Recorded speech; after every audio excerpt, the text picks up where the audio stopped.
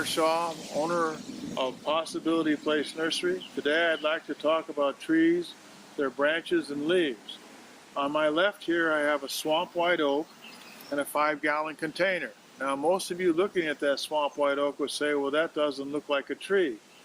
However, let's take you to a 5-gallon tree spun out 12 years ago and note that all the branches on this tree go all the way to the ground and they all have leaves on them. This is fairly typical of a tree that is grown in the open areas. If it is grown in the open areas and the branches to support leaves, they will stay on.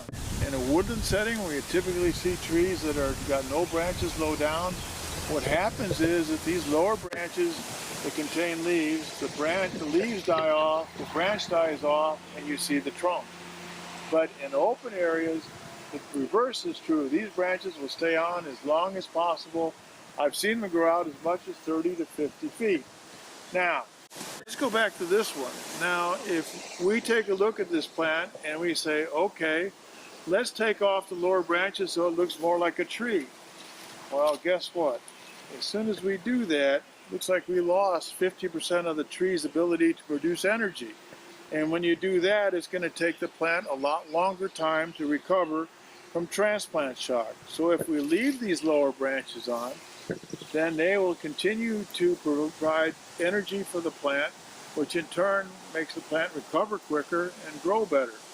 Now, there's also something most people don't know about, and that is they've done radioisotopes on these plants, and they found that the lower half of the tree produces energy for the roots and the stem, and the upper half of the tree produces energy for the growth to go upward.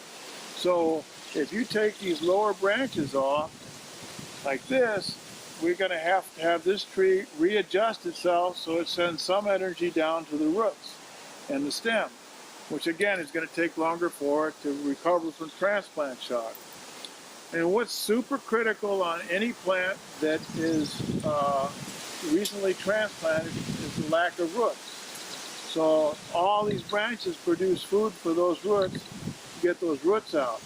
So my recommendation for anybody that's planting trees is leave the tree alone for anywhere from 2 to 3 years before you start pruning on it, so that it gets as much energy as it possibly can generate to recover from transplant shock.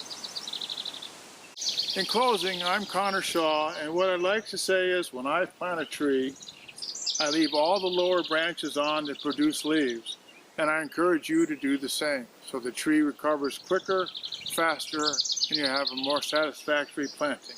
Thank you.